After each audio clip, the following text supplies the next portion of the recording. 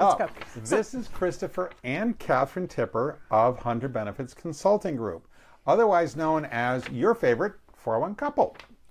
And today, we're doing our first podcast, and always people ask me, are we a real couple?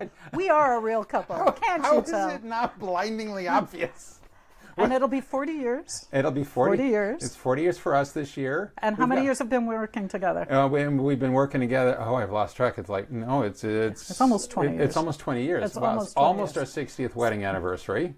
You add them up. Well, he adds them up. Add them up. Yeah. Now, our goal, Catherine, do we have goals with this podcast? We absolutely have goals. We always want to bring more people into our industry, explain things more about having long-form conversations to really dig in deep to the background of some of the topics, and treat them as topics, just not lists of provisions in a plan. Right. And also hopefully help educate young and experienced financial professionals on the complexities of what goes on in a qualified retirement plan, and of course help educate anybody else who's interested in what's going on in this side of the world. And also, is this going to be boring? We're going to have some fun. We're going to have some fun. We hope you're going to have almost as much fun as we are. So, and we're looking forward to making a lot more content. We got a lot of guests lined up. It's just trying to put everything together for everybody. But now, what we're here to talk about on our first episode is ERISA. And Yes. ERISA is turning 50 years old. That's right, 50, not 40, 50 years old this year. 50, it's been a very important law that's really made this industry what it is and given it a lot of strength. And there's a couple of reasons why I wanted to have this be the subject of our first podcast. One, 50 years, okay, it's a good anniversary. But there's also been a lot of information in the general press and in industry-specific press about how bad everything is now, all right? That stuff is bad now in the retirement world because in the before days, everything was absolutely wonderful. The fallacy of the golden times. Before 401k plans, everything was absolutely wonderful. Because people were really taken care of. Everybody was, yeah. And we're like, that's not even close to being true, Yeah. all right? So you can only say that because, they have the benefit of living long enough to do that because ERISA helped make sure that some things were done. Now, when I have an understanding and a memory. Can I do my 60-minute story now? Yeah, and you also have your personal story about. That's right. Okay, that's probably more impactful. So let's talk about my dad first. Now, my late father started work at United Airlines, an international publicly traded company. All right, this is a great job. Great job. This was a very good thing to do. Yeah. He started with them before ERISA, before the Pension Benefit Guaranty Corporation was created, and before the advent of 401k plans. All right, this is all very specific because United went bankrupt. All right, he worked for them. I forget how many 30 years, okay, but he worked for them as long as he needed to get his full pension, except they'd gone bankrupt after he retired from United Airlines. And thankfully, he had the 401k plan on the side, all right, because that didn't go away when they went bankrupt. And there was the Pension Benefit Guaranty Corporation. Now, thankfully, he was... Which is a type of insurance. Which is a type of insurance. And at this podcast or some of our YouTube... Do we talk about... we're going to have to do a YouTube episode on PBGC. I don't know that we have. All right. But it's a type of payment insurance for retirees in pension plans if the company goes bust. If they didn't have the 401k plan and if they didn't have the PBGC when United went bankrupt in the early '80s, all right, I think it was, they would not have had any kind of benefit, all right? So the golden age of retirement plans wasn't golden. It was paper mache at best. Yeah, okay. So the narrative was always you could work for a big company, have a pension, everything would be great, but what happens? Companies change, industries change, money might not be there, and you don't really want to find that out when you're 80 years old and you're and you're withdrawing. So that's part of the reason that ERISA, when you go back to it, it has the whole, yes, now there's the PBGC, there's fiduciary responsibility, so there's actually people who are supposed to keep track of what's going on and make sure it's right. Right. You can't just go, They defined don't know. fiduciary liability. Right. They defined eligibility, and they defined vesting. Yes. Okay. They defined vesting. And what's the crazy vesting things that you had heard about? Which is my 60-minute story. Okay. So when I was 12, I obviously did not know what a TPA was. I did not know what a 401k plan was because they didn't exist yet. All right. It did not exist when I heard the story. But even though I was 12, I remember the 60 Minutes episode when they were interviewing people who were working for big companies that you got your retirement when you retired at age 65. However, there was a catch. It was cliff vesting. You didn't vest until you were 65 years old. Yes, Filippo. Filippo wakes up. Okay, this is before ERISA. This is 1973. The episode aired. I actually, gosh, I love Copilot. I actually found the specific reference. August 19th, 1973. 60 Minutes aired this episode. They interviewed people who got fired the day before they were 65. They'd worked there for legal. 30 years. They'd get fired before they were age 65 because it had a cliff vesting schedule. Nothing. Okay, so tell me about how that was the golden age of pensions and retirement planning. Okay? Yeah, you got it. All right. And most people were. So this episode highlighted the unethical practice of some companies terminating older employees to avoid paying out retirement benefits. This investigative journalism brought significant attention to this issue. All right. Now, before that, I remember and you said 1973. That's 1970. There was one. And Gerald Ford actually signed ERISA into law in 1974. Well, I was going to mention in 72, NBC did something about this. I apparently missed that episode. I wasn't that much of a geek. All right. I was going to say, the stars showed you were going to do this. Yeah, so it's very surprising that I remember a show from 51 years ago about this. So now then, more about a little bit about the background of retirement. Okay, going back to, I mean, what are they? There's for the early I love. Can we go? A little, this is a long form. We get to go into a little bit of history. Is that okay? Can we do you want me to go through the numbers? I can go through some of the numbers, or you want to go through the numbers? Well, I like, so the early retirement concept. For instance, in 13 BC, Roman legionnaires were offered a retirement package after 20 years of service. So again, cliff vesting, okay, and I'm sure there was no PBGC.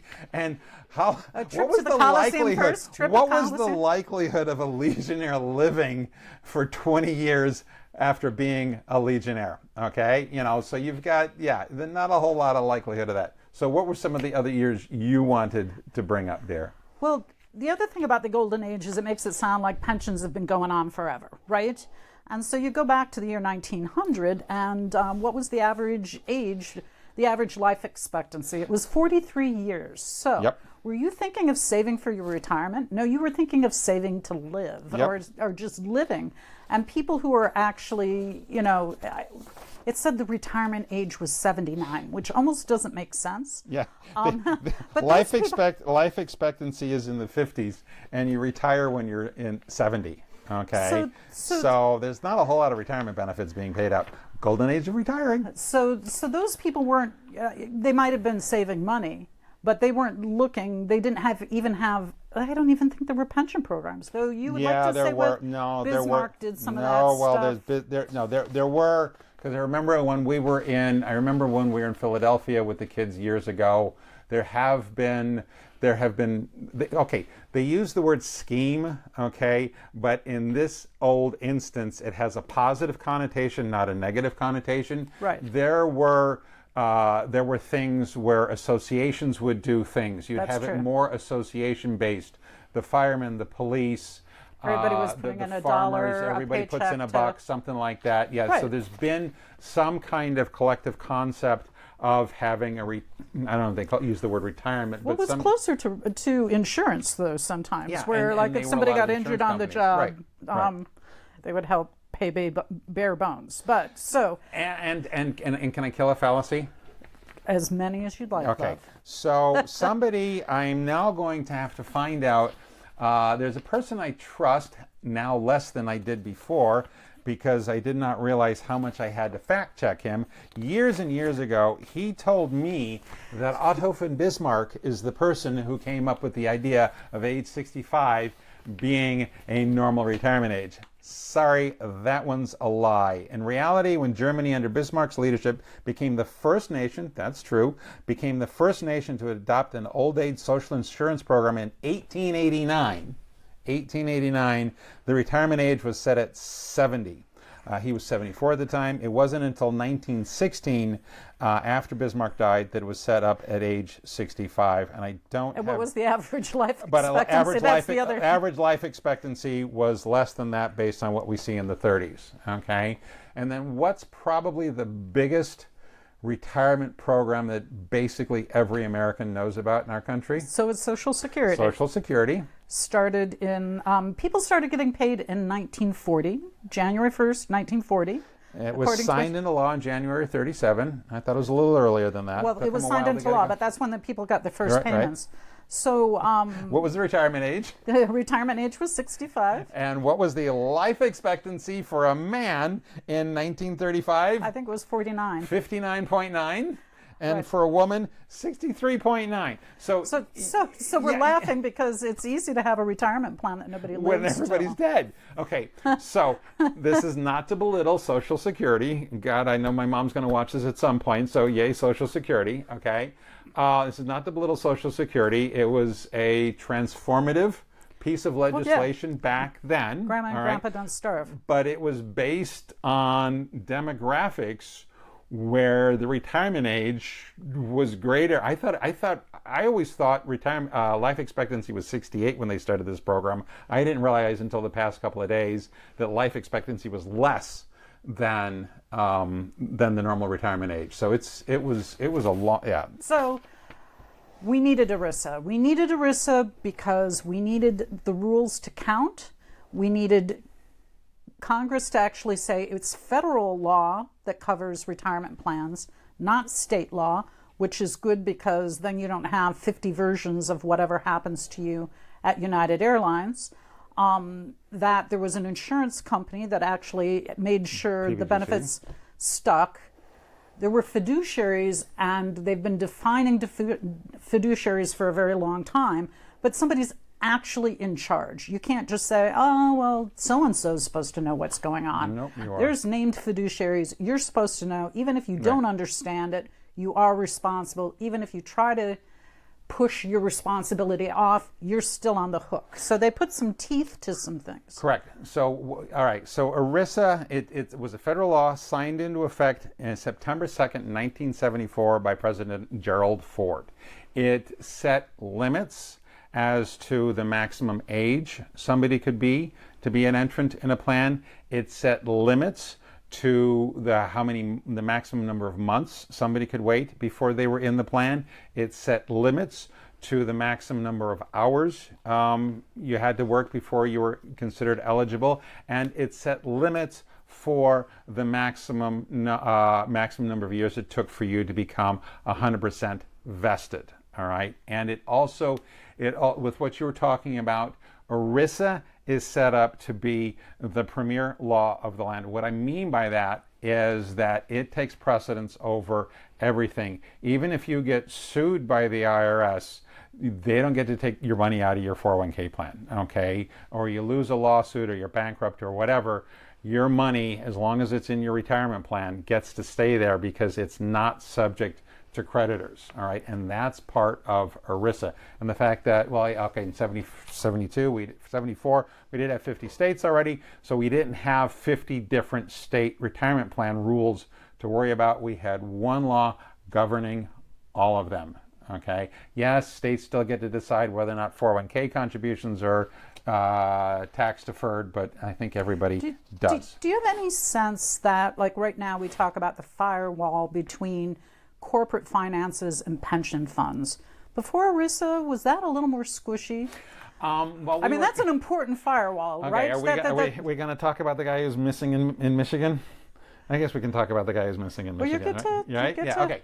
So I don't know we're the guy talking- who's missing in Michigan. Hoffa. Oh, Okay. yeah. So Swimming with the fishes. we've been chatting about this, and we can't remember a popular movie set in this millennium where the people are willy-nilly running off with the pension funds. I guess I'm sure there's something in there and we've missed one. Okay, this always seems to be a theme from movies set before 1974.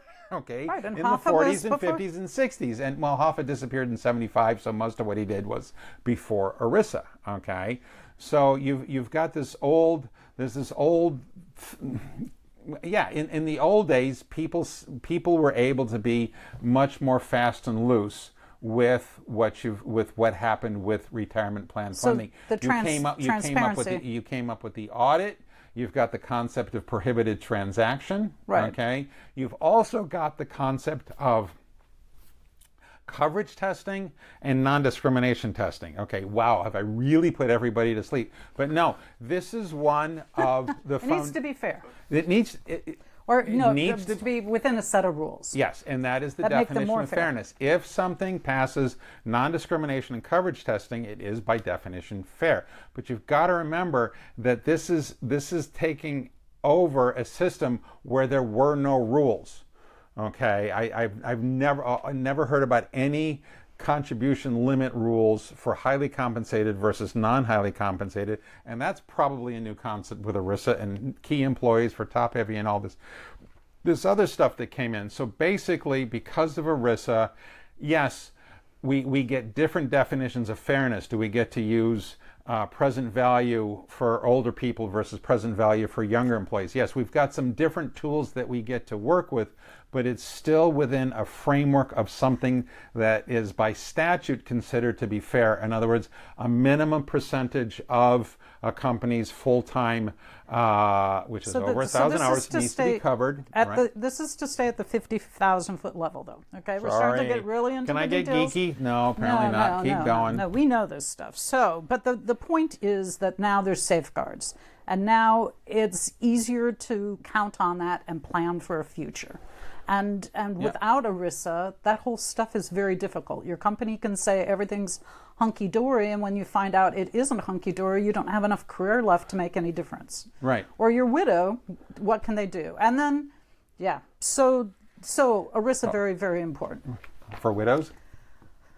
For everybody. Good Okay. Lord. No, I mean, that's what I was trying to Okay. get at. So you've got the limits where highly compensated get to do perhaps a little bit more, but it's within a range of what everybody else is doing. It's not just all for the owners and nothing for the staff. There has to be some concept of equity and, like you say, fairness inside a modern 401k plan. There's limits as to how much you can accrue. There's limits as to how much you can deduct. There's minimums that you need to give rank and file employees. Right, okay. And there you go. Great. The biggest thing when I was doing the research on this, I'm just saying, because you start going into the biggest thing that I found on this research was just that different views of age, right? Different views of responsibility, and just part of the whole, quote, funding crisis is just that people on average died earlier than average retirement age. And so these products were initially built in that era, right? And now we're in an era where people's life expectancy is well beyond retirement age. And so the challenge is saving enough in whatever vehicle it is. And the question of what's a good vehicle and not a good vehicle is really a lot about how much can be saved and how secure it is. And so we're able to have actually better discussions now, I would say, about what's happened with retirement plans. But what I'm trying to set up is when people said, oh, everything was lovely because everybody had a pension plan. No, they didn't. What was before it? a certain time. 41, I mean, in the golden age when everything was wonderful, I think you said it was only 41% of people were covered by a pension, okay? And covered by that still sounds even generous. And but covered by a pension does not mean all of your living needs were met, okay? It just said you had some kind of benefit, All right. Right. It could have been $5 a month and you were covered by a pension. Not very much. So, so other things I would say, it's interesting in the research to see that I think both workers and companies should know the same things about ERISA, meaning know the same principles. So one of the things about ERISA is communicating and knowing plan information, right? Right. And so the whole idea that you give out an SPD, that you have annual meetings, that there's a document that has to be kept up to date in terms of the laws. Yes. Yes. Okay. I want to add something here. All right. So this is part of the retirement readiness gap that we have in the United States. All right. You've got the financial side of the retirement readiness gap where not enough people have access to an employer-sponsored retirement plan, and or they're not putting enough money away for themselves. Okay.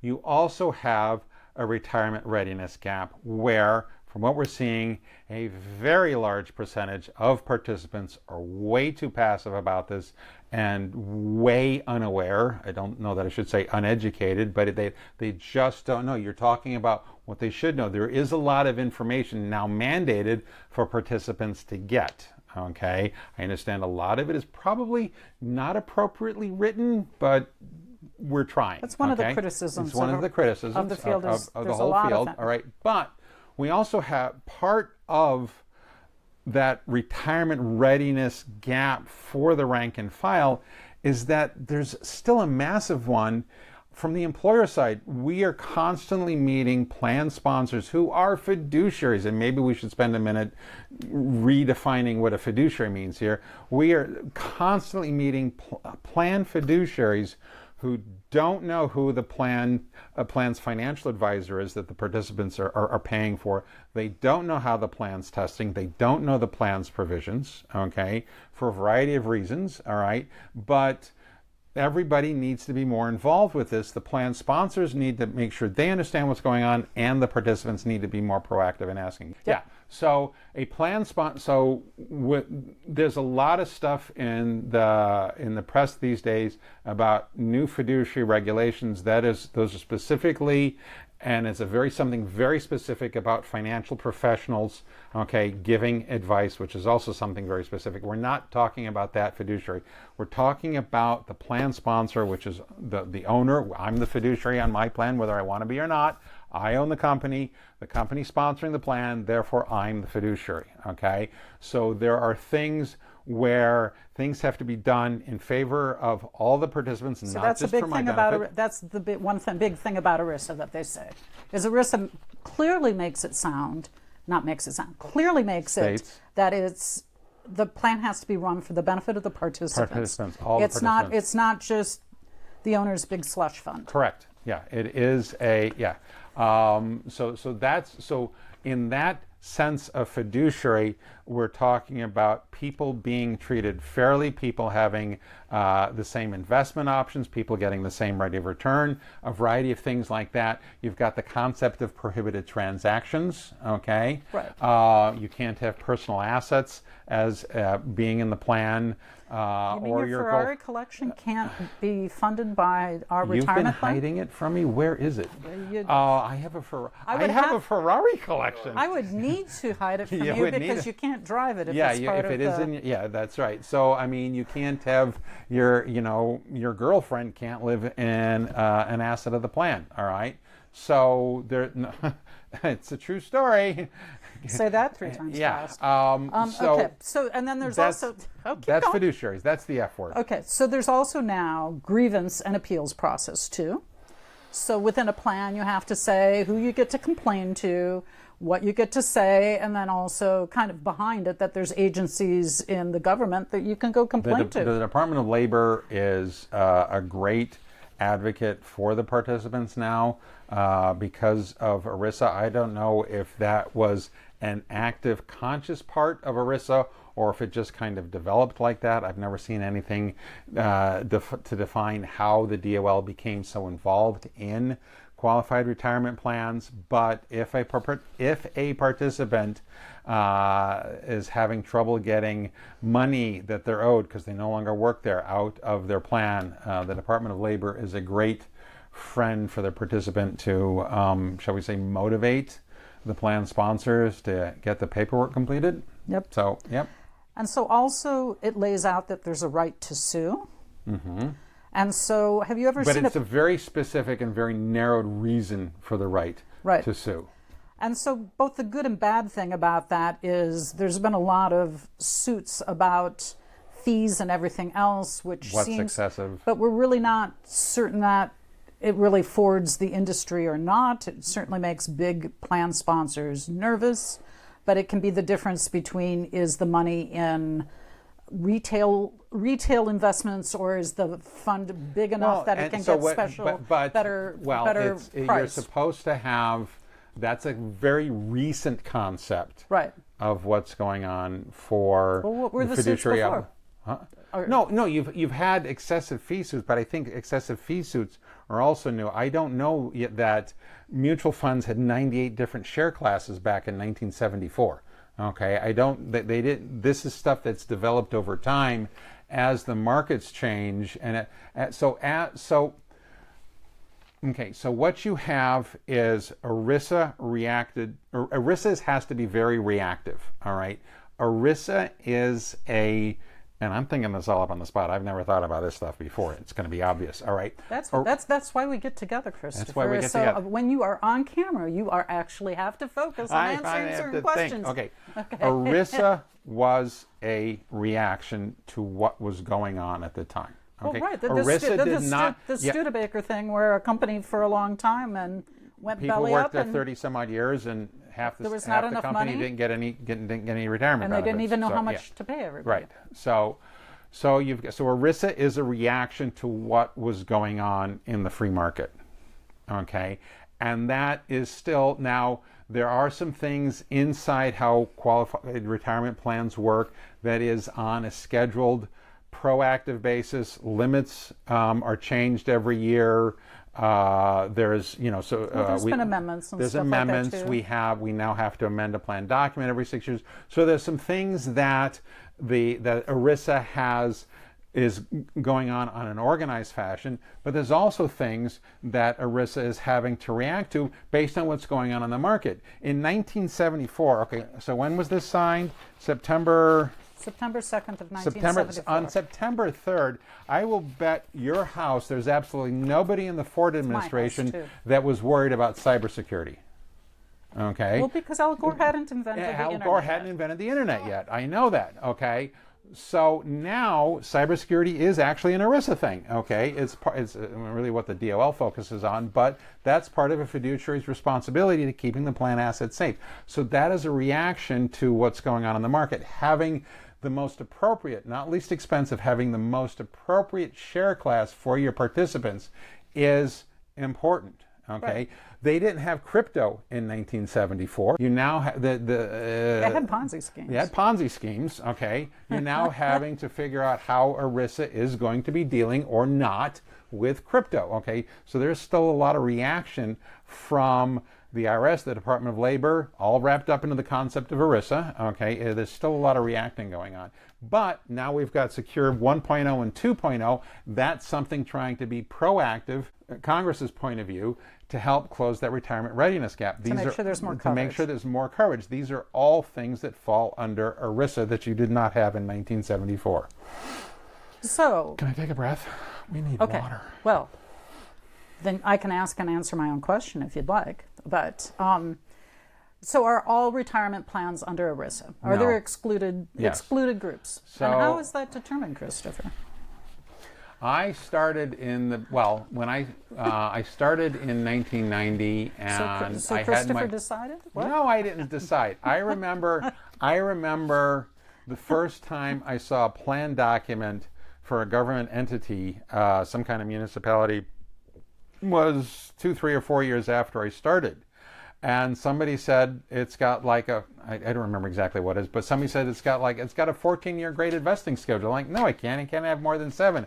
And I pulled up oh heck, and it had a graded 14-year vesting schedule. Okay, so for whatever reasons, I don't know why. I can have a guess as to why they have different rules, but municipalities are not subject to ERISA. They can have longer waiting periods. They can exclude more people. They can have different vesting schedules.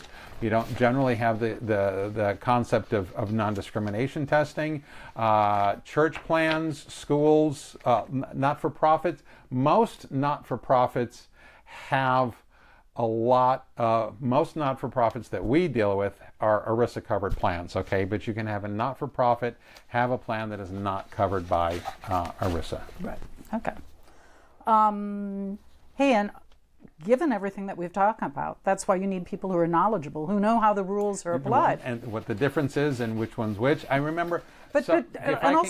Can I go back to one of your old employers? Okay. Sure. I had just started in the industry, and you were working for Starbucks. Right. It wasn't yet publicly traded, and they were talking about a benefits program for you that involved employer stock. Well, that's okay. That was involving employer stock, okay? And I was very, very new in my ERISA career, and I knew a little bit, and everything she was telling me about the program that Starbucks was putting together did not compute at all with what I knew about ERISA. And she brought the paperwork home, and I read it and go, oh, this is a non-qualified plan. This isn't subject to ERISA. Okay. Or was that the Beanstalk or it was the Beanstalk? No, it was the Beanstalk. It was the Beanstalk program. Yeah. They had an employer stock option plan. I'm using that phrase very loosely, but they had some kind of benefits program back in the 90s. All right. That was an employee benefits program that involved employer stock, but it wasn't covered under ERISA. Right. All right. It was something very specific and different from that. So not every employee benefit is covered under ERISA. So the stock option plan was distinct from the 401k plan. It was very distinct from the 401k plan, correct. Yeah. And you could tell by reading the SPD. Because I read it. Yeah. Yeah. So, as an overview on ERISA, just overall, we know that it's changed the American environment, and it is an American product. I mean, straight up, this is our own, if anybody can find another country that has got a retirement system like ours that needs retirement compliance geeks, I haven't been able to find one. Let me know. It has to have a beach. Anyway. Or a good cafe. A good cafe. Culture.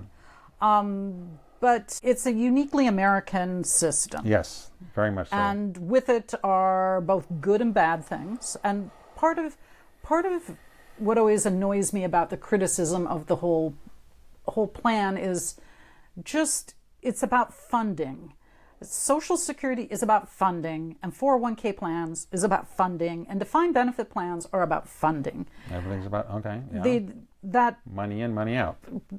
Right. That people want to say it's not a good plan if it doesn't cover me. It can if enough money's put in. Right. So when you talk about good and bad, having ERISA make sure that the appropriate money, when I say the appropriate money go in, that's a whole nother topic, right? It comes out of your paycheck, it better go into the plan. Subject, yes. That's a different subject. But ERISA actually gives you more confidence that putting your own money in or working for an employer that says they have a pension plan and shows you that they do, that it's actually meaningful. Yep. So that's higher likelihood of success for the rank and file with ERISA. Wow. Did I just say a thing? Okay, mic drop.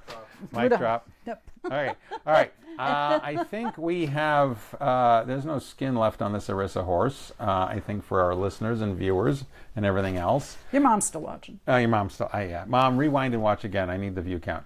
Have Rebecca watch it too. So, and Leslie. So. Any more shout outs? No, that's it. Okay. Thank you very much. We don't know what the next one's going to be. Okay, we are going to be scheduling these we are going to be scheduling these frequently and regularly. Like, subscribe, do the whole same thing. Okay, if you want to get in touch with us specifically, it's sales@hunterbenefits.com. Yeah, And I'm willing to put out the challenge. Anything you want to see us argue about on 401k plans, please send it our way. oh, that's right. We're more than We happy. don't have the conversation cards that are going to be part of it as well. So if you're in the industry and you've got some ideas and or maybe want to see if you want to be a guest and put up with us, let us know. And we are looking forward to having this conversation continue. Fantastic. Thank you for your time. Take care.